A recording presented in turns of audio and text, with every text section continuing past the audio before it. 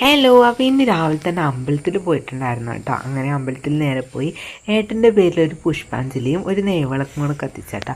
ഏട്ടൻ അവിടെയല്ലേ, അമ്പലത്തിലൊന്നും പോകാൻ പറ്റത്തില്ലല്ലോ. അതുകൊണ്ട് ഞാൻ പോയിട്ട് കത്തിച്ച് അങ്ങനെ നേരെ കുളത്തിലേക്ക് പോകും. കുളത്തിലേക്ക് പോകുന്നത് മെയിനായിട്ട് വീഡിയോ എടുക്കാനും പിന്നെ ഒന്ന് കാലി കേൾക്കാമെന്ന് വെച്ചിട്ടാണ്. നോക്കുമ്പോൾ അവിടുത്തെ താമരയുടെ വിത്ത് ആരോ കൊണ്ടുപോയിട്ടിട്ടുണ്ട് കേട്ടോ. ആരാന്നൊക്കെ അറിയില്ല. ഇനിയിപ്പോൾ ഇത് നിറച്ചും പൂവായിട്ട് വേറൊരു വീഡിയോയിൽ ഞാൻ കാണിച്ചു തരാം. ആവുമെന്ന് നോക്കാം നമുക്ക്.